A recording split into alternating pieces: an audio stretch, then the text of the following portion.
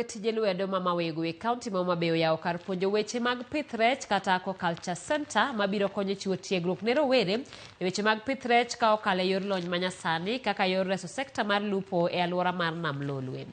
Senta no moyudo sir mar omenda maromo shillings milion 40 ka wuok e piny Canada gi riwruok mar Mastercard Foundation bende geto chiwo riekni e weche mag pith rech e yewni kata fish pond.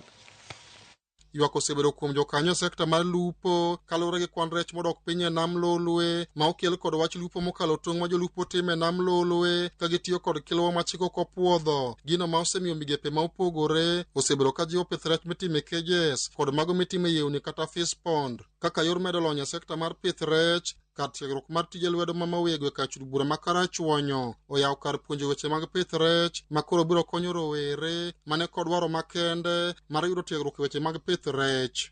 Kar timo puonjruok e weche mag pith rech ni ma oger gi kar tiegruok mar CICAN e piny Canada ka omakore gi Mastercard Foundation ne oyaw gi jagoro mongirore bad migawo mochung'ne kunde tiegruok mag tije lwedo e pacho ka mane okono biro konyo mokalo sekta mar pith rech e alwora mar Nam Lolwe. This region, being a fish farming region, we want to continue training our young people practically, imparting aquaculture skills on our young people so that they can improve the fish farming in this region. Kar puonjo weche mag pith rech ni nyaka sani ni kod kwan jopuonjre 47 masomo rikni mopogore mitiyogo e weche mag pith rech mondo gibed kolony matut ma ginyalo konyogi tieko midhiero mokwako sekta mar lupo e Nam Lolwe. Ka okoni sirikal oseketo kenge mowinjore mar bedo kuonde tiegruok mag tije lwedo e pacho ka mondo rowere obed kolony manyalo konyo e bero ngimagi. Any young people coming to this institution will practically be able to get trained on how to process fish right from the egg all the way to the market, the entire value chain.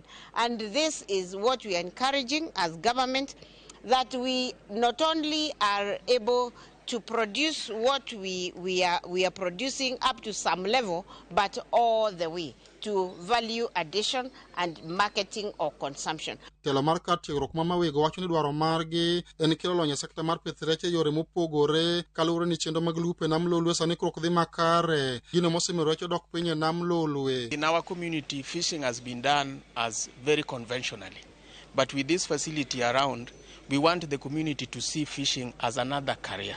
But most of us are seeing it as just something to do for peasantry. But we want people to develop, because you see most of the fishing in our country, you find that in our community, it is the men that are going to the lake to bring fish. But we want it to be seen as a career that anybody can be able to do. Through this, like if you walked around, you see the ladies explaining the process. And this, by CICAN, we have just acquired land next to the beach through the community support at Chuodo Beach. And the CICAN has also supported us with a boat, which we will be using to train the young men even on the other fishing methods. So I think it will bring a change. How people view fishing and how people are conducting the fish business. And we are happy that this is one of its kind in the region, and we ask the community, and that is the reason why we are bringing the beach management units to come and see. Alia Beach, Ramogi TV, Homabay.